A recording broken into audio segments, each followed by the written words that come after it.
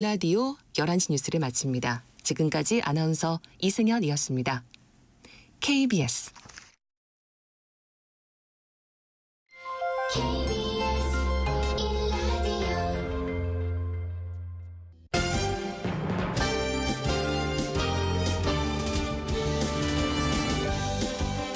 KBS 1라디오 신사원의 오늘 세계는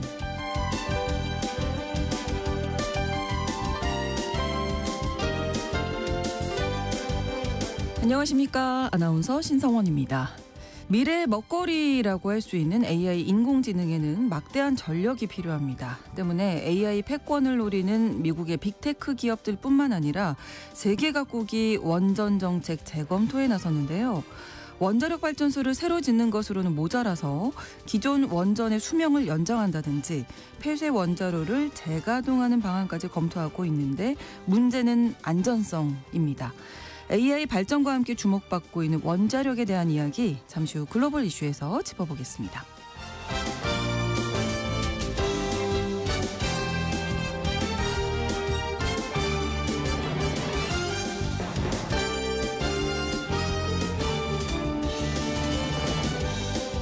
오늘 주목할 국제사회 뉴스는 헤드라인 뉴스와 키워드로 정리해드립니다. 통신원 취재 수첩 말레이시아 소식 준비하고 있는데요. 올해 말레이시아에서는 3월 한 달이 라마단 기간이라고 합니다. 이 기간에 말레이시아를 방문한다면 이색적인 경험을 할 수 있을 것 같은데요. 중동의 무슬림 국가들과 달리 말레이시아만의 라마단 문화도 있다고 합니다. 어떤 것들이 있는지 잠시 후 통신원 연결해서 전해드립니다. 3월 19일 수요일 KBS 1라디오 신성원의 오늘 세계는 시작합니다.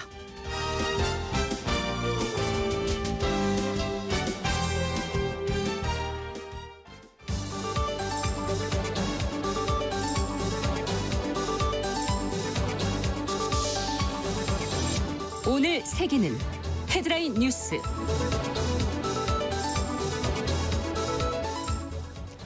트럼프 미국 대통령과 푸틴 러시아 대통령이 18일 우크라이나 전쟁과 관련해 에너지와 인프라 분야에서 부분적으로 휴전한 방안에 합의했습니다. 전쟁 발발 3년 만에 일시 휴전이 이루어질 수 있다는 전망이 나오지만 앞서 미국과 우크라이나 간에 이뤄진 30일 전면 휴전 합의에는 미치지 못하는 결과에서 조기 종전 여부가 여전히 불투명하다는 지적이 나오고 있습니다.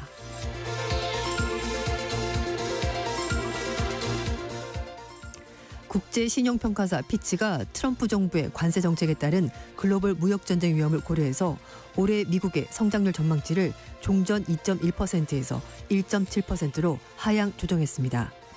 피치는 보고서에서 미국의 새 행정부가 시작한 글로벌 무역전쟁이 미국과 세계 성장세를 둔화시키고 미국의 물가 상승과 연방준비제도의 금리 인하 지연을 가져올 것으로 예상한다며 하향 조정 배경을 설명했습니다.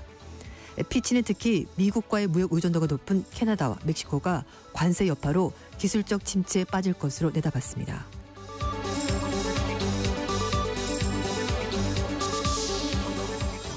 스콧 베센트 미 재무부 장관이 오는 4월 2일 국가별 관세 명단을 내놓을 것이라고 밝혔습니다. 베센트 장관은 관세 결정에는 관세, 비관세, 장벽, 환율 조작 그리고 노동업 수준 등이 영향을 미치고 있다면서 만약 이런 관행을 중단한다면 미국은 관세 장벽을 세우지 않을 것이라고 강조했습니다.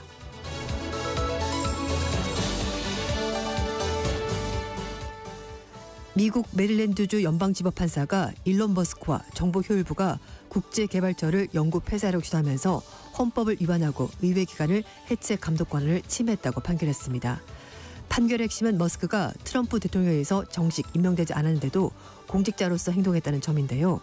판사는 국제개발체 운영을 부분 복구할 것과 머스크의 팀이 유급 휴가 중인 직원을 포함한 모든 직원들의 이메일 접근을 복원하도록 지시했습니다.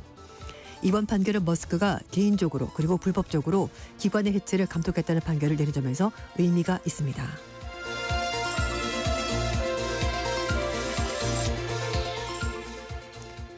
영국의 찰스 3세 국왕이 프란시스코 교황을 만날 예정입니다. 다음 달 7일부터 10일까지 이탈리아와 바티칸을 국빈 방문 예정인 찰스 3세는 8일 교황을 만날 예정인데요. 교황청 관계자는 프란시스코 교황의 건강이 찰스 3세 방문이 가능한 상태이기를 기도한다고 밝혔습니다.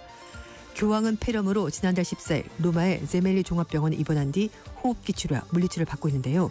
최근에 건강이 호전됐습니다. 찰스 3세는 영국 국교회인 성공회 수장으로 그와 교황의 만남은 로마 가톨릭교회와 영국 성공의 우호적인 관계를 잘 보여줍니다.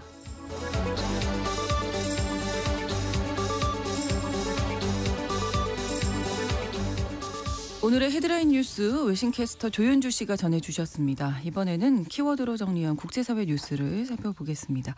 첫 번째 키워드는 스텝 바이 스텝이네요. 네.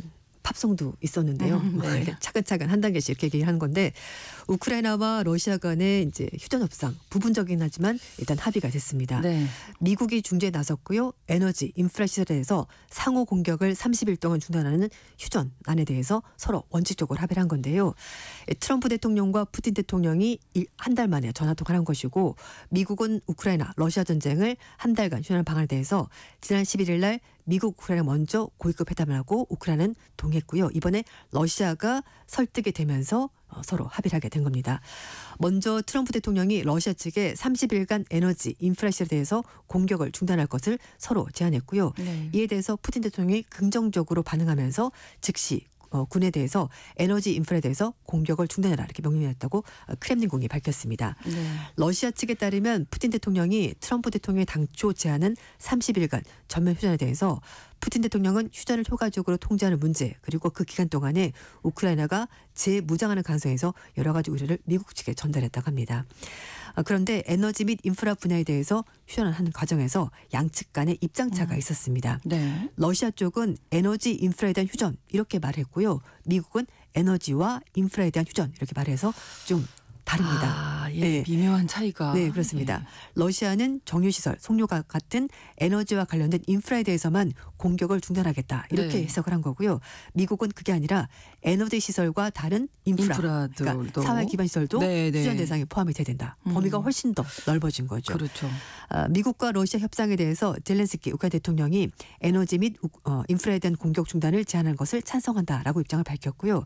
러시아가 미국과 러시아 휴전 제안에 대해 지킨다면은 우크라이나 지킬 것이고 이거에 대해서 미국이 보증인이 됐으면 좋겠다 이렇게 당부했습니다. 네. 그러면서 푸틴 대통령이 했던 말을 똑같이 했습니다.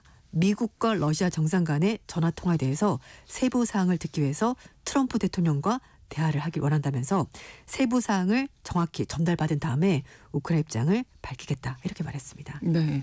한편으로 우크라이나에 지금 무기를 지원하고 있죠. 프랑스, 독일은 양측이 한 걸음 더 나아가기를 바란다 이런 입장이라고요. 네, 그렇습니다. 일단 미국과 러시아 간의 합의에 대해서 이제 환영하다고 밝히긴 했습니다만 일단 프랑스와 독일 입장은 우크라이나 공격이 반드시 반영이 돼야 된다는 입장이 나온 겁니다. 올라프 숄즈 독일 총리는 베를린 방문한 마크롱 프랑스 대통령과 공동 기자회견을 가졌는데요. 일단 목표는 우크라이나의 정의롭고 지속적인 평화라면서 부분 휴전에서 중요한 첫걸음이 되겠지만 우크라이나를 배제한 결정은 절대 안 된다라고 말하면서 한 걸음 더 나아가야 된다고 말했습니다. 네. 그리고 트럼프 대통령과 푸틴 대통령은 전략무기 비확산에 대해서도 얘기를 나눴다고 하는데요. 전략무기는 대체적으로 핵무기를 말하는 겁니다. 네. 두 정상이 전략무기 확산 중단을 필요하다라고 얘기를 하면서 전략무기 확산 중단을 최대한 넓게 적용하기 위해서 다른 당사자들과도 이 문제에 대해서 얘기를 나눴으면 좋겠다. 이렇게 의견 교환했다고 합니다. 일단 군축 비확산 관련 협상에 중국을 포함시키겠다는 의중이 반영된 것으로 보이는데요. 아울러서 두 정상이 미국과 러시아 관계 개선도 뜻을 같이 했다고 합니다. 중동의 충돌 방지와 함께 잠재력 협력에 대해서도 논의했고요. 이란이 이스라엘 파견 입장에 대해서도 절대 안 된다는 반대 의견에 견해를 같이 했고요. 근데 러시아에 파병된 북한군 문제에 대해서는 이거 논의했는지 알리지 않았다고 합니다. 네. 자, 다음 키워드는 돌고 돌아 전면전. 네. 지금 이스라엘 가자 지구에 대해서 이스라엘 다시 공습을 가하면서 휴전이 끝난 것 같습니다. 지금 전면전으로 돌아가는 그런 분위기가 감지가 되고 있는데요. 네. 이스라엘이 18일 새벽에 가자 지구 전역을 대상으로 강력한 공습을 진행했고요. 하마스 목표를 포함해서 민간인 등 해서 최소 400여 명이 사망했고요. 500명 이상이 부상을 입었습니다. 이 기습 공격은 지난 1월 달 합의 후 힘겹게 유지했었던 양측 간의 휴전이 2달 만에 깨지게 된 것이고 17개월 만에 가자지구 전쟁이 다시 전면전으로 돌아갈 위기에 처해지게 됐습니다. 네. 네타냐후 이스라엘 총리는 휴전을 연장하기 위한 회담이 진전을 보이지 않고 있고 하마스가 이스라엘 측에 휴전 협정 변경을 요구해서 공습을 한 거다라고 말했는데요. 네타냐후 총리는 영상 연설을 통해서 협상은 오직 전투 속에서 이뤄질 것이고 이렇게 말하면 사실상 교전을 재개하겠다는 의사를 다시 한 번 더 공식적으로 밝혔습니다. 네. 이스라엘이 지금 하마스가 협정 변경을 요구했다 이렇게 얘기하고 있는데 네. 하마스 측의 주장은 다른 거죠. 약간 좀 입장이 다릅니다. 네. 지금 BBC 보도를 봤더니요. 이스라엘과 하마스가 지난 1월 19일 날 1단계 휴전을 시작해서 42일 동안 이게 유지가 됐습니다. 그 다음이 2단계로 2단계. 나아가야 되는데 2단계에서는요. 이스라엘이 가자 지구에서 완전히 철수를 하고 그리고 영구 휴전을 약속을 하면 하마스가 그 대가로 남아있는 인질들을 모두 석방하는 조건이었습니다. 그런데 이스라엘 쪽에서 새로운 조건을 제시했다고 BBC가 전했습니다. 하마스가 붙잡고 있는 이스라엘 인질과 이스라엘 붙잡고 있는 팔레스타인 인질들을 맞교환하되 네. 대신에 군대 철수나 종전에 대해서 확답을 달라라고 하마스가 요구를 하고 있는데요. 하지만 이스라엘 측은 확답은 줄 수 없다. 대신에 인질만 맞교환하자라고 말하면서 양측 간의 입장이 이렇게 평행선을 달리게 됐고 결국은 협상 결렬, 전면전 복귀 이렇게 가는 것 같습니다. 네. 백악관 측은 이스라엘 행동에 대해서 지지한다는 입장을 밝혔는데요. 하마스는 이스라엘이 새로운 공습을 하면서 결국 휴전을 깬 것이고 인질들의 운명은 이제 위험에 처했다 이렇게 경고했습니다. 이런 가운데 하마스에 억류된 인질들을 가족을 대표하는 단체 측에서는 이스라엘 정부가 가자 지구에 남겨져 있는 59명의 인질을 포기하는 것이라면서 정부 결정을 강력히 비판했고요. 그래서 이 단체들이 19일 오전 11시에 네타냐후 총리 사무실 밖에서 긴급 시위를 진행한다고 하고 국민들에게도 동참을 촉구하고 있습니다. 네. 다음 키워드 동작 그만. 네. 메릴랜드주 연방법원이 일론 머스크가 이끄는 정보 효율부가 대외 원조 기관인 국제개발처 USAID를 해체하는 과정에서 여러 가지 위헌적인 요소가 있다면서 의회 권한을 침해했다라고 판결했습니다. 네. 시오도 창판사가 18일 날 정보효율부가 USAID 그러니까 국제개발처 폐쇄와 관련돼서 추가 조치를 중단하는 내용의 가처분 결정을 내렸는데요. 네. 지금부터 아무것도 하지 말라 이렇게 명령을 내린 겁니다. 뉴욕타임즈는 이번 판결이 머스크와 정보효율부를 직접적으로 제재한 첫 번째 사례라면서 주목했습니다. 네. 선출직 공무원은 아닐 뿐더러 트럼프 대통령부터 정식 임명도 받지 않은 머스크가 권한 행사한 것이 문제가 된 거라고 하는데요. 이 법원은 헌법이 정한 임명 조항을 위반해서 머스크가 권한 행사했다는 원고 측의 주장을 받아들인 겁니다. 이 법원은 현재 USAID에 남아있는 직원들이 USAID의 컴퓨터 시스템을 다시 사용할 수 있도록 접속 권한 복원하라라고 명령했고요. 네. 청사에서 퇴출된 직원들이 다시 청사로 들어가기 위해서 이런 부분도 복귀시켜라라고 명령한 겁니다. 머스크는 트럼프 대통령이 신설한 정보효율부 수장으로 역할을 했었는데요. USAID를 포함해서 정보 조직에 대해서 해체, 공무원 감축 등을 주도를 하고 있습니다. 소송을 제기한 USAID 직원들은 머스크가 정부 구조조정을 추진하면서 미국 헌법상 대통령이 지명하고 상원이 인준한 미국 정부 관료만 받은 이 권한을 행사하고 있다면서 이게 문제라고 얘기를 한 건데 네. 결국 법을 어겼다는 거죠. 법적 허가 없이 정부 운영체계에 접근하려고 또 이를 저지하는 공무원들에게 협박했다 이런 주장도 같이 했습니다. 네. 이 판결에 대해서 미국 정부 반응은 어떻게 나오고 있습니까? 네, 미국 정부 측은 공식 권한이 없는 머스크와 이 정부 효율부가 이것을 실행한 것이 아니라 권한이 있는 USAID 지도부가 조직을 축소하고 직원들에게 휴가 가라고 말한 거다라고 이렇게 주장을 했습니다. 하지만 이 이메일을 보낸 사람은 머스크가 맞거든요. 예. 그러니까 좀 약간 공색한 변명이고 백악관도 머스크의 법적 권한이 논란되자 백악관이 고문일 뿐이고 정부 구조조정 권한은 행정부 관료들이 있고 정부 관료들이 이걸 이행한 거다라고 해명을 했습니다. 법원 측은 정보효율부가 기관 지도부로부터 사전에 어떤 명확한 승인도 받지 않은 채 여러 가지 조치를 취했다면서 사실상 행정부 입장을 받지 않았습니다. 사실상 머스크와 이 정보효율부가 기관 해체를 주도했고 이 같은 행위가 위법성을 인정한 것이라 되는 건데요. 법원의 이번 결정을 우회해서 기관 해체를 지속하려 할 경우 머스크 등은 법정 모독 혐의로 처벌받을 수 있다고도 경고를 했습니다. 네. 다만 권한을 가지고 있는 기관이 만약에 행동한다면 이건 법을 어기는 것이 아닌 건데요.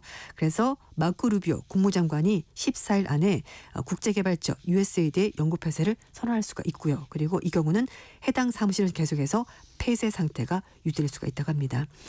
미국의 뉴욕타임즈는 이번 판결이 머스크가 USAID를 해체할 권한이 없다고 판단했을 뿐 법적 권한을 보유한 USAID 관료가 허가를 받게 되면은 해체 작업은 계속할 수 있다라고 설명을 덧붙였습니다. 네. 머스크와 정보효율부는 사실 마구잡이식으로 예산 삭감했고요. 인력 감축을 하면서 그동안 미국 사회로부터 비판을 받아왔습니다. 그렇습니다.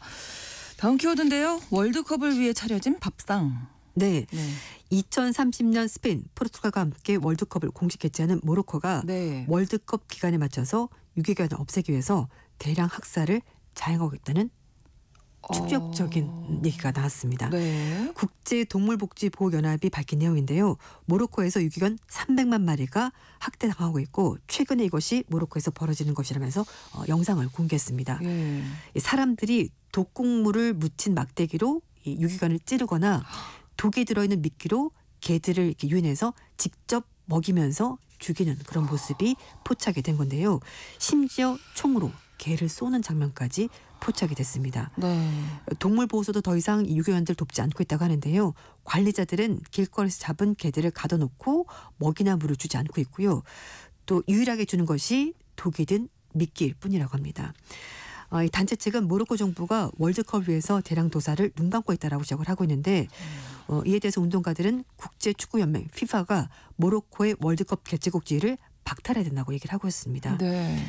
이런 가운데 침팬지 연구 과학자로 유명한 제인 구달 박사가 FIFA가 지금 당장 행동하지 않으면 당신들의 감독하에 벌어진 끔찍한 야만적 행위에 대해서 동참하는 거랑 마찬가지라면서 네. 축구라는 이름으로 제한되는 잔인 행위라면서 이건 절대 변명의 여지가 없다고 아주 규탄의 목소리를 높였습니다. 무엇을 위해서 이런 행사를 치르는 건지. 그리고 또 한편 사실 작년 프랑스가 파리 올림픽 하면서 네. 노숙자들을 파리에서 쫓아내면서 이게 문제가 됐었거든요.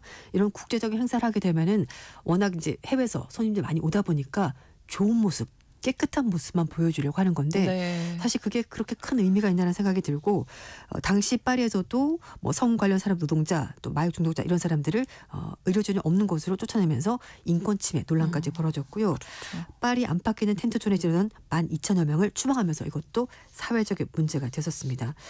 당시 이제 프랑스에서 얘기를 하는 것이 프랑스가 자유, 평등, 박애를 외치는 그런 나라인데 그런 나라 자격이 있냐라는 비판의 목소리가 있었습니다. 그렇습니다. 너무 안타깝네요. 네. 다음 키워드입니다. 누워서 식은 죽 먹기. 유럽 우주국이 열흘 동안에 물침대 같은 욕조에서 생활한 실험 참가자들에게 우리 돈으로 791만 원을 준다고 합니다. 지난달 프랑스 툴루즈에 있는 메데스 우주병원에서 우주 속에서 무중력을 인체 비진영에 대해서 실험하기 위해서 이런 장치를 만들어 놓고 네. 실험을 진행한다고 하는데요.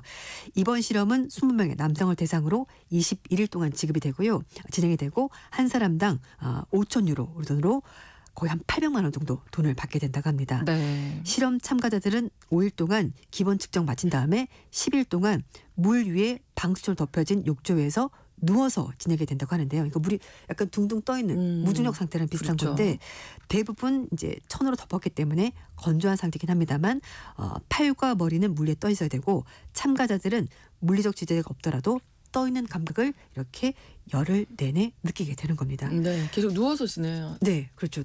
중력의 상태가 없이. 예. 그래서 누워서 식은 죽 먹기가 아닐 것 같습니다. 힘들겠는데요. 네, 보통 왜 이렇게 휴일날 낮잠 자잖아요. 네. 한 3-4시간만 누워있어도 몸이 허리 뻐근한데 아프거든요. 그런데 이걸 네. 열흘 동안 있어야 되는데 이렇게 하는 이유가 우주 비행사들이 국제 우주 정거장에 느끼는 감각과 비슷하다고 하고요. 그래서 신경계, 심혈관계, 대사 시스템에 어떤 영향이 미쳐지는지 이것을 확인하기 위해서 진행을 하는 거라고 합니다. 네. 10일간 실험이 끝나고 나서 참가자들이 5일 동안 변화 측정을 하게 되고요. 회복 진행한 다음에 하루의 추가 관찰을 더 추가로 받게 된다고 하는데 네. 실험 기간 동안에 언제든지 다른 사람과 연락이 가능한데 문제는 화장실. 그렇죠. 화장실 한번 갈 때 일어나야 될 텐데요. 그러면 안 됩니다. 안 돼요. 네, 누워서 같은 자세로 이렇게 트롤리에 옮겨져서 네, 화장실 문제를 불편하네요. 합니다. 그래서 유럽 우주국은 이 실험이 우주 비행 연구뿐만 아니라 의료 분야에도 도움이 될 거라고 얘기를 하는데요. 침대에 누워있는 환자, 그렇죠. 노인들 그리고 근골격 질환 때문에 움직일 수 없는 환자들이 어떤 치료를 받아야 되고 어떤 느낌인지를 알 수 있는 데 도움이 된다고 합니다. 네. 연구진은 우주 비행과 지상 기반 연구의 격차를 줄이는 것이 이번 이제 우주 탐색 굉장히 필수적 요소라고 하고요.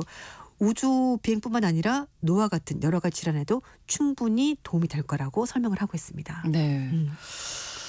과연 쉽지는- 10일 동안 같은 자세로 누워서. 예. 밥 먹고 화장실 가고. 상상이 잘 안 가네요. 네. 다음 키워드입니다. 삶을 살리는 것과 죽이는 것. 네. 앞에서 이제 찰스 3세 국왕이 프랑스 교황을 만날 거라고 말씀을 드렸는데요. 네. 폐렴 때문에 프랑스 교황이 지금 입원 중인데 최근에 건강이 호전됐고 그래서 자신이 투병하면서 이 전쟁의 부조리함을 깨달았다. 이렇게 고백을 했습니다. 이탈리아 최대 일간지인 꼬리아 델라세라가 이제 그 교황이 직접 자사 편집장에게 편지를 보내면서 그 내용이 신문 일면에 이제 게재가 된 건데요. 네. 교황은 병에 걸려서 누워 있는 동안에 전쟁이 얼마나 어리석은지 다시 한번 깨달았다라고 말했습니다. 인간의 나약함은 영원한 것과 사라질 것, 삶을 살리는 것과 죽이는 것을 더욱더 명확하게 구분할 수 있도록 한다고 썼는데요.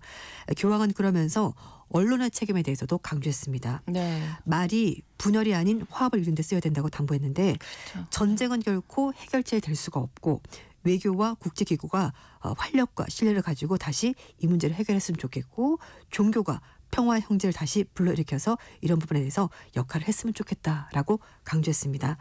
교황은 양쪽 폐에 폐렴이 생겨서 지난달 중순부터 한 달 넘게 장기 입원 중에 있는데요. 네. 최근에 병세가 눈에 띄게 호전이 됐습니다.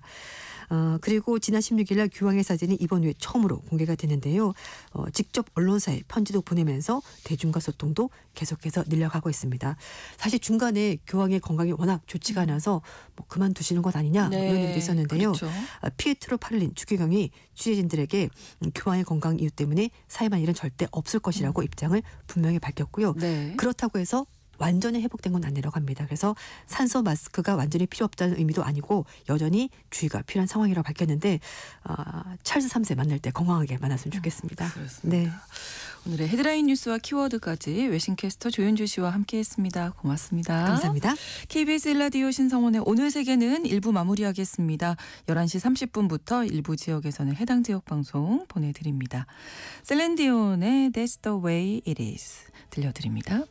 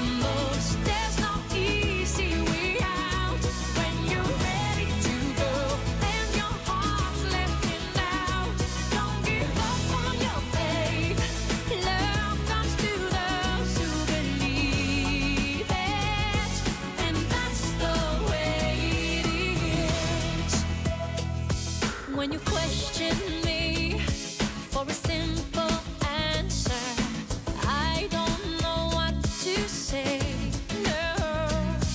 But it's plain to see, if you stick together, you're gonna find a way.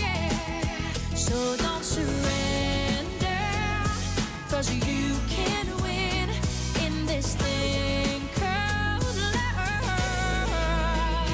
When you want it the most, there's no easy way out. When you're ready to go and your heart's left in doubt, don't give up on your faith. Love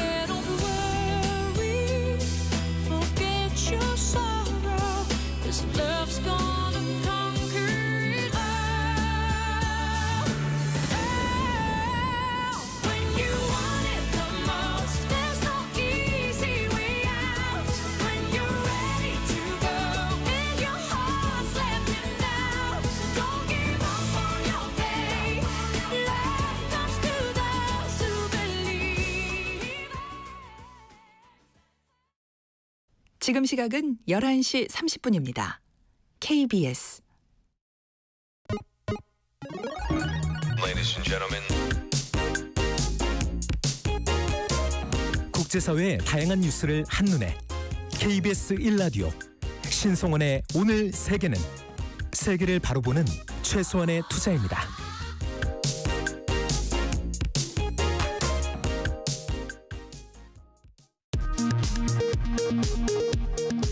이 시각 라디오 정보센터 뉴스입니다. 더불어민주당이 마은혁 헌법재판관 후보자 임명 시한을 오늘로 못 박으며 최상목 대행에게 최후 통첩을 했습니다. 국민의힘은 초조한 민주당이 또다시 탄핵 겁박에 나섰다며 최 대행에게 지금 자세를 유지하라고 주문했습니다. 최상목 대통령 권한대행이 오늘 부동산 관련 규제와 금융 등 모든 가용수단을 총동원해 집값 상승 요인을 차단하겠다고 밝혔습니다. 최 대행은 어제도 부동산 시장 우려에 대한 대응 방안을 강구하라고 지시했습니다. 서울시가 강남과 송파 일부 단지를 토지거래 허가구역에서 해제된 지 한 달여 만에 다시 토지거래 허가구역으로 지정했습니다. 이번에는 강남 3구와 용산구 전체 아파트로 오히려 더 늘어났습니다. 지정 기간은 오는 24일부터 9월 30일까지 6개월간입니다. 오세훈 서울시장은 시민들께 송구하다며 사과했습니다. 트럼프 미국 대통령과 푸틴 러시아 대통령이 당초 미국이 우크라이나와 합의한 전면 휴전안 대신 30일간 에너지 인프라 시설에 대한 부분 휴전에 합의했습니다. 젤렌스키 우크라이나 대통령은 일단 찬성한다는 뜻을 밝혔습니다. 미국의 상호 관세 부과까지 보름 정도 남은 가운데 미국 베센트 재무장관이 국가별로 다른 관세율이 부과될 것이라고 예고했습니다. 특히 불공정 무역 관행을 중단한 국가는 이번 상호 관세를 피해갈 수도 있다고 말했습니다. 국제 신용평가사 피치가 트럼프 미 행정부의 관세 정책에 따른 글로벌 무역 전쟁 위험을 고려해 올해 미국의 성장률 전망치를 종전 2.1%에서 1.7%로 하향 조정했습니다. 2026년도 전망치도 종전 1.7%에서 1.5%로 낮췄습니다. 지금까지 라디오 정보센터 뉴스 정한나였습니다.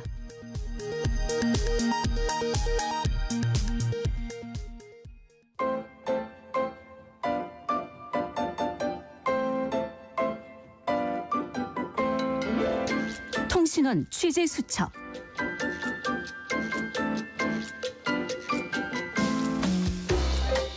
통신원 취재 수첩, 오늘은 라마단 기간을 보내고 있는 말레이시아 소식을 전해드립니다. 쿠알라룸푸르 노현지 통신원 연결합니다. 안녕하세요. 안녕하세요. 일단 라마단 하면 떠오르는 게 한 달 동안 금식하는 건데요. 말레이시아에서도 마찬가지겠죠? 네, 그렇습니다. 성스러운 금식의 달 라마단은 이슬람 히즈라력의 9번째 달입니다. 네. 아랍어로 무더운 달이라는 뜻으로 이슬람교의 창시자 무하마드가 천사로부터 꾸란을 받은 누주랄 꾸란이 있는 달이기도 한데요. 잘 알려진 대로 해가 떠 있는 동안은 물조차 삼킬 수 없는 금식을 해야 하고 30일의 라마단 기간 동안에는 금욕도 합니다. 이슬람력은 윤달이 없는 음력으로 1년이 354일로 설정돼 매년 그 기간이 바뀌는데요. 네. 올해는 3월 1일 시작을 발표했다가 달을 관측하지 못한 몇몇 국가는 2일부터 시작됐습니다. 달의 모양 때문에 날짜가 이렇게 늦춰지기도 하네요. 네, 라마단은 달의 모양이 일정한 초승달의 모양에 부합해야만 시작을 선언할 수 있는데요. 네. 이것은 각 나라별로 종교학자와 천문학자들로 구성된 이슬람 달 관측위원회에서 육안으로 첫 초승달을 공식 관측해야 하기 때문에 구름이 많거나 기상 상태가 좋지 않은 경우 다음 날로 넘어갑니다. 연속으로 날씨가 좋지 않으면 계산에 따라 예상됐던 날짜 혹은 사우디아라비아에서 선포한 날로 정하게 되고 이것은 각 나라에서 가장 권위 있는 지도자의 발표로 시작이 공인됩니다. 네. 무슬림들에게는 아주 중요한 일이기 때문에 각 나라에서는 지역 곳곳의 기상천문대에서 관측을 위해 대기하고 있다가 인증을 받은 뒤 비로소 공식적인 금식을 선언하는데요. 네. 올해 말레이시아는 초승달이 관찰되지 않아서 다른 국가들과 달리 하루 늦은 일요일에 라마단이 시작됐습니다. 네, 이 말레이시아의 라마단 풍경 어떻습니까? 네, 이슬람교의 본산인 중동 지역과는 비슷하면서도 약간 다른 분위기입니다. 다문화 사회의 특성과 말레이시아만의 토착 문화가 결합돼 더욱 풍성하고 다채로운 느낌인데요. 네. 가장 눈에 띄는 것은 라마단 바자입니다. 쉽게 말해 전통 야시장 정도라고 보시면 되는데요. 네. 하루 종일 금식한 뒤에 저녁 식사를 바로 준비하는 것은 아무래도 너무나 힘든 일이겠죠. 그렇죠. 그래서 단식이 끝날 무렵인 오후 4시쯤부터 간단한 분식과 반찬거리, 디저트에 요즘은 바베큐까지 다양한 음식을 판매하는 장이 라마단 기간 동안 서게 됩니다. 네. 보통 가족과 함께 나와서 사 먹기도 하지만 대부분 포장을 해와서 집에 모여 식사를 하는데요. 처음에는 모스크 주변이나 동네에 가장 사람들이 많이 다니는 공터에서 식재료나 각종 음식을 가지고 나와 판매하는 소규모 노점으로 시작됐다고 합니다. 특히 생활이 어려운 여성들이 좋은 손맛으로 집에서 만든 음식을 팔게 해주어 가게에 도움도 되고 이웃끼리 서로 도울 수 있는 공동체의 장이 형성됐는데요. 네. 20세기 후반부터는 말레이시아 정부와 지방자치단체의 지원을 받으며 체계적으로 관리되고 조직돼 규모와 다양성이 더욱 확대됐습니다. 전국에서 가장 긴 라마단 바자는 무려 500m에 걸쳐 도로 양옆으로 길게 노점들이 들어설 정도여서 무슬림이 아닌 국민들도 네. 이 기간에는 즐겨 이용하고 있습니다. 그렇군요. 라마단 기간에만 또 특별히 먹는 음식도 있다고요. 네, 라마단 동안 말레이시아를 방문하시게 되면 거리나 상점 곳곳에 걸린 녹색과 노란색으로 짠 상자가 주렁주렁 걸려 있는 걸 보게 되실 텐데요. 네. 이것이 라마단이 끝나면 이드 축제 때 이 지역에서만 먹는 깨투팟이라는 전통 음식입니다. 네. 찹쌀에 코코넛 밀크를 섞고 코코넛 잎으로 싼 뒤 찐 음식인데요. 담백하고 고소한 맛이 나는 찐밥이기 때문에 전통 음식인 렌당이나 사태와 함께 먹게 됩니다. 이것이 가족과 공동체의 화합과 안녕을 상징한다고 믿기 때문에 특별히 이 기간에 먹게 된 것이고요. 네. 또 다른 하나는 부불람북이라는 죽인데요. 라마단 기간 동안 말레이시아 전역의 모스크에서 무료로 제공됩니다. 네. 쌀에 고기와 향신료 등을 넣어서 끓인 영양가 높은 음식인데 낮 동안 금식을 해서 허기진 속을 달래고 위를 보호한 뒤 다음 식사인 이프타르를 먹습니다. 네. 이 라마단이 끝나고 나면 또 명절이 시작된다면서요? 그렇습니다. 아랍어로는 이달 피트르, 말레이어로는 하리라야 아이들 피트리라는 명절인데요. 네. 종교적인 금식 기간인 라마단이 끝났음을 축하하는 휴일입니다. 네. 말레이시아 정부는 하리라야를 이틀간의 공식 휴일로 지정하고 대부분 문을 닫게 됩니다. 하지만 실제 축하 분위기는 공식 휴일 전부터 시작돼 휴일 이후에도 한참 이어지는데요. 이때는 주로 고향을 방문해 가족, 친지들과 시간을 보내고 오픈하우스라 불리는 말레이시아 고유 풍습에 따라 무슬림이 아닌 친구와 지인들도 자신의 집에 초대해서 같이 음식을 나눕니다. 네. 특별히 자선의 의미와 공동체 유대를 강화한다는 뜻에 맞게 초대받지 않은 사람도 언제든지 방문해 같이 음식을 먹고 축하할 수 있는데요. 네. 지역에서 명망 높은 가문의 경우 동네 주차장이나 공터 혹은 자신의 넓은 집 앞마당을 열어놓고 누구든 와서 먹을 수 있는 텐트를 만들어 축제 분위기를 더합니다. 그래서 이때야말로 말레이시아 사람들의 따뜻한 환대 문화를 경험할 수 있는 특별한 시간이 되고 있습니다. 네, 오늘은 말레이시아의 라마단에 대해서 소개해 주셨습니다. 오늘 잘 들었습니다. 고맙습니다. 감사합니다. 쿠알라룸푸르 노현지 통신원이었습니다.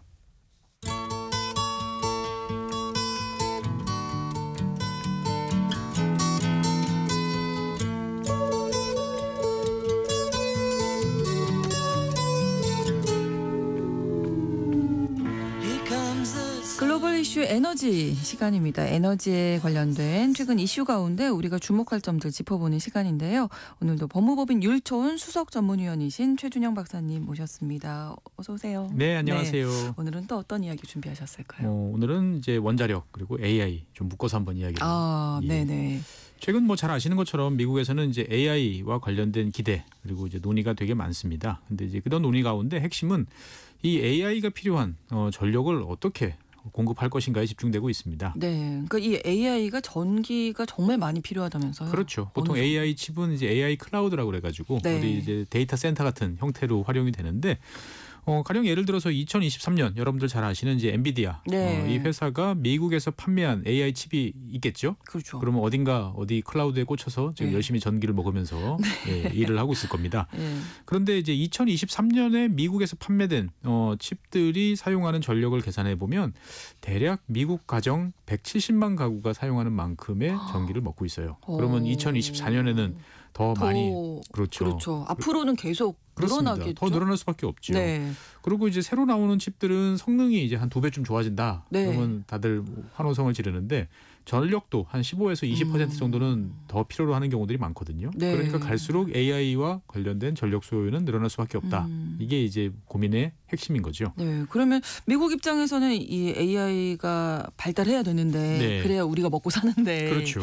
전력이 그만큼 더 많이 필요하다 이런 얘기잖아요. 맞습니다. 그러다 보니까 최근에 이제 미국의 빅테크라고 네. 부르는 이제 이 기업들은 원자력에 대해서 관심을 많이 보이고 있어요. 그래서 얼마 전에 이제 아마존, 구글, 메타 우리나라 분들이 이제 많이 주식 갖고 있는 이 회사들인데, 이 기업들이 이제 미국 정부한테 원자력 발전소를 더 많이 건설해야 된다, 좀 빨리 해달라라고 촉구를 했습니다. 그러니까 이제 이들 요구를 잘 들여다보니까 2050년까지 미국의 현재 원자력 발전소보다 3배 정도로 많아져야 된다라는 것이 이들의 요구 사항입니다. 네. 그러니까 이런 이제 빅테크 기업뿐만 아니고 뭐 세계적인 화학 기업인 뭐 다우, 석유 기업인 옥시덴탈 이런 기업들도 원자력을 더 늘려야 된다. 이런 이제 요구에 동참하고 나섰습니다. 네, 일단 메타는 뭐 페이스북, 인스타그램 네. 이런 회사로 잘 알고 계실 텐데. 그렇습니다. 네. 그러니까 이런 회사들은 우리 생각과는 달리 대규모 서버를 이제 운영하고 있기 때문에 네. 막대한 전력을 사용하고 있습니다. 그래서 이제 2024년 작년이죠. 메타는 2030년대 정도, 그러니까 앞으로 한 5, 6년 후에 필요한 전력 한 1에서 4기가와트 정도의 규모의 전력을 이제 원자력 발전소에서 조달하는 프로젝트를 이제 진행할 것이다라고 발표하기도 했습니다. 네. 그리고 이제 메타 입장에서 봤을 때는 사실 원자력 발전소를 기업 차원에서 단독으로 진행하기는 아무래도 좀 부담스러운 면이 있으니까 네. 정부가 원자력 산업 확장에 나서고 관련 규제를 좀 완화해서 우리가 비즈니스를 잘할 수 있도록 좀 도와달라라고 이제 요구하는 거죠. 네, 아마존도 뭐 비슷한 입장이겠네요. 그렇습니다. 아마존 같은 경우도 2024년 기준으로 원자력 산업에 이미 한 10억 달러 이상을 이제 투자한 것으로 알려지고 있습니다. 네. 그러니까 아마존은 이제 원자력 발전소를 새로 짓는 것이 에너지 수요 충족은 물론 미국 안보에도 이제 중요하고 기후 변화에도 대처할 수 있으니까 이거 빨리 해야 된다라는 입장입니다. 그리고 이제 빅테크 기업들뿐만 아니고 금융기관들도 최근에 원자력 산업에 이제 관심이 많아지고 있는데, 네. 작년 9월에는 이제 골드만삭스, 뱅크 오브 아메리카, 모건 스탠리 뭐 이런 다들 세계 최대 금융기관이죠. 이런 기관들 한 14개 정도가 모여가지고 원자력 부분에서 뭐 자금 지원이 요청이 있으면 금융 지원을 늘려주겠다라고 약속하기도 했습니다. 네, 전체적으로 이제 원자력에 대한 분위기가 좀 바뀌고 있다는 느낌이 드는데 네. 새로 지어진다던가 뭐 가동이 시작된 원자력 발전소 어느 정도나 있나요 지금 현재? 제가 이제 세계 원자력 협회 자료를 찾아보니까 2023년 이후에 2023년 1월 달 이후에 네. 8개 원자력 발전소가 세계적으로 가동을 시작을 했어요. 그리고 12개가 지금 이제 새로 건설이 또 시작이 되고 있습니다. 네. 그러니까 우리 생각보다 훨씬 많은 나라들이 미래의 원자력 발전을 좀 늘려보겠다라고 이야기를 하고 계획을 이제 수정하는 경우들이 많은데 그 대표적인 나라가 일본이다라고 말씀드리겠습니다. 예. 왠지 그 후쿠시마 원전 사고도 있었고 네. 원자력에 대해서 조금 꺼리는 분위기가 아닐까 했는데 아니었네요. 그러니까 최근에 입장이 좀 바뀌었죠. 그러니까 원래 후쿠시마 원전 사고 이후에 네. 모든 원자력 발전소를 다 일단 이제 정지를 시켰죠. 그렇죠. 그리고 이제 하나씩 이제 확인을 해서 재가동을 이제 하고 있는데 지난 2월 달에 이 일본 정부는 전체 전력 생산에서 원자력이 차지하는 비중 이것이 이제 작년 기준으로 보면 8.5% 정도인데 네. 2040년에는 20%로 확대하고 싶다라고 이제 밝혔어요. 그러니까 일본 역시 이제 전력 수요가 지속적으로 증가를 하고 있고 사실 일본 같은 경우는 여름철마다 이 전력 때문에 상당히 고민을 많이 하고 있는데 원자력이 좋은 대안일 수밖에 없다라는 것이 일본 정부의 입장입니다. 네. 그런데 이제 새로 원자력 발전소 만들려면 시간이 너무 오래 걸리죠. 그렇죠. 예, 그러다 보니까 일본 정부가 생각하는 것은 기존에 있던 원자력 발전소를 수명을 연장해서 계속 사용하는 방안을 적극적으로 고려하겠다라고 이야기를 하고 있습니다. 수명이 정해져 있을 텐데 이렇게 늘려서 써도 되는 건가요? 그렇죠. 그러니까 원래 원자력 발전소 뭐 모든 사람들이 만든 것들은 수명이 있는데 그렇죠. 이런 것들을 이제 적절히 잘 관리하고 고치면 더 쓸 수 있는 거죠. 원자력 발전소를 포함한 이런 플랜트들은 보통 설계할 때 설계 수명이라는 게 있습니다. 네. 원자력 발전소 같은 경우는 국가마다 좀 다르긴 한데 보통 40년 사용하는 것을 목표로 이제 만들어지고 있죠. 네. 그래서 이제 40년 동안 큰 고장이 안 날 것이다라고 생각을 하고 이를 위해서 여러 가지 설계를 하는데 그러면 이제 설계 수명이 넘어가면 어떻게 되느냐? 그러면 이제 제일 문제가 고쳐야죠. 각종 배관 이런들이 이제 물이 새거나 하는 예. 이제 문제가 발생하는 거죠. 그렇죠. 네. 그런데 이제 이런 배관 같이 문제가 될 만한 것을 미리미리 고친다든지 아니면 전면적으로 싹 교체를 하면 어떻게 될까요? 그 저희도 어떤 뭐 자동차도 마찬가지고 고쳐가면서 그렇죠. 쓰는 거잖아요. 보일러 뭐 이런 것도 맞습니다. 그렇고. 뭐 그런 비슷한 시스템 아닐까요? 그렇죠. 그게 수명 연장이에요. 네네. 예, 그러니까 문제가 생길 만한 것들을 미리 싹 다 고치면 되지 않느냐. 그렇죠. 예. 그래서 전 세계적으로 보면 운영 중인 원자력 발전소는 한 400개 정도 되는데 네. 이들 대부분이 1970년에서 90년대 초반까지 건설이 됐어요. 아 그러면 이제 벌써 50년이 수명은, 넘고 뭐 네. 좀 젊은 친구들도 이제 30년 훌쩍 이제 넘은 거죠. 네. 그러다 보니까 수명을 다했거나 이제 수명 종료를 향해 달려가고 있는데 전력 수요는 계속 늘어나요. 그러니까 이런 원전을 어떻게든 좀 계속 써보자라고 하는 수요가 이제 높아지고 있는 거죠. 네, 어떤 뭐 절차 규정 당연히 있습니다. 필요하죠. 예, 네. 그러니까 원래 처음에 허가를 내줄 때는 40년 쓴다라는 네. 걸 전제로 해서 허가를 내줬는데 우리 20년 더 쓸게요라고 그러면 안전하게 더 쓸 수 있나?라고 확인을 해봐야겠죠. 그렇죠. 그래서 이제 문제가 될 만한 뭐 부품이나 설비 등은 당연히 교체해야 되고 그리고 이제 뭐 과거 아날로그로 이제 움직이던 시스템도 그렇죠. 디지털로 이제 바꿔야 네. 되는. 근데 사실 문제는 이제 이 과정에서 돈이 많이 들어갑니다. 뭐 적게는 수천억, 많게는 수조 원 이제 비용이 들어가다 보니까 네. 야 이게 뭐 생각보다는 비싸네라고 생각할지 모르겠지만 새로 건설하는 것보다는 그래도 싸거든요. 아, 그러다 보니까 이제 전 세계적으로 봤을 때 원자력 발전소 수명 연장은 뭐 당연히 이제 해야 되는 과정으로 점차 이제 간주되고 있습니다. 가장 중요한 건 이제 안전성 확보가 그렇죠. 된 다음에 이제 고쳐가면서 쓰는 건데요. 맞습니다. 어떤 나라가 이제 수명 연장에 적극적인지 뭐 궁금해요. 거의 모든 나라인데요. 일단 미국 사례부터 한번 보죠. 네. 미국은 현재 30년 이상 가동된 모든 원자력 발전소가 수명 연장을 신청한 상태예요. 네. 그러니까 20년 더 쓰겠다라고 이야기를 하는 거죠. 그러니까 이게 사실 아까도 말씀드렸지만 뭐 수천억에서 수조 원 이렇게 들어가니까 사실 미국에 있는 원자력 발전소들 같은 경우는 자기 돈으로 이렇게 수명 연장하기가 쉽지 않았어요. 돈이 없어서. 그런데 바이든 행정부 시절에 제정된 이제 인플레이션 감축법 IRA라는 법에 네. 보면 원자력 발전소도 지원 대상입니다. 아, 그래서 이제 수명 연장이 이제 가능하게 된 거죠. 네. 대표적으로 캘리포니아 주에 있는 디아블로 캐년 이 원자력 발전소 같은 경우는 이제 11억 달러 지원 기금을 이제 지원을 받아가지고 2025년 올해 문을 닫을 예정인데 앞으로도 계속 이제 가동될 예정이고 그리고 이제 더 재밌는 점은 이제 가동 중인 원자로를 수명 연장하는 것은 뭐 당연한데 이미 문 닫은 폐쇄된 원자력 발전소도 이제 문을 다시 열겠다라는 것이 이제 미국 업체들의 입장입니다. 이미 폐쇄됐는데 다시 문을 연다. 이것도 비용이 만만치 않게 그렇죠. 더 많이 비용이 듭니다. 네, 네. 예, 그러니까 사실 문을 계속 가동 중일 때는 조금 고쳐서 쓰면 되지만 그렇죠. 문을 닫고 나면 이거는 뭐 거의 전면 리노베이션이죠. 새로 해야 되는 거나 마찬가지죠. 그러니까 시스템도 바꿔야 되고 네. 그다음에 사람도 다시 뽑아야 되고 그렇죠. 그러니까 이제 돈이 많이 드니까 이게 경제성이 있느냐라고 이제 생각해 볼 수 있는데 사실 이 문 닫은 원자력 발전소를 다시 가동하겠다라는 미국 업체들의 가장 큰 목적은 뭐냐면은 원자력 발전소까지 연결돼 있는 송전선로가 있습니다. 아, 예. 그러니까 이걸 그냥 사용할 수 있는 거죠. 그러네요. 이미 깔려 있기 때문에. 그렇죠. 원래 이게 세트로 만들어 놓은 중요하다고 거니까. 예, 여러 번 맞습니다. 해주셨잖아요. 네. 예. 그러니까 최근에 이제 미국에서는 전력 수요가 증가하고 있는데 전력은 어떻게든 만들 수 있어요. 그렇죠, 뭐 태양광 그렇죠. 패널이든 뭐든. 네, 네, 네. 그런데 문제는 이제 송전망, 전력망이 따라잡지 배급이 돼야 못하다 보니까 되는데. 이게 문제가 생기는데 이 원자력 발전소는 문은 닫았지만 거기에는 그대로 송전선로가 깔려 있는 거예요. 네. 그러니까 이게 매력적인 거죠. 그러네요. 그래서 미국의 마이크로소프트사가 2019년 이제 최종 문을 닫았던 이제 펜실베니아주의 3마일 원자력 발전소. 이건 옛날에 원자력 뭐 사고도 좀 나고 그래서 되게 유명한 원자력 발전소인데 이걸 재가동하겠다라고 나선 이유가 여기에 있습니다. 네. 또 원자력 발전 수명 연장 추진하는 네. 나라 어느 나라 있을까요? 대표적인 나라로 이제 세계 최대의 원자력 발전 국가인 이제 프랑스입니다.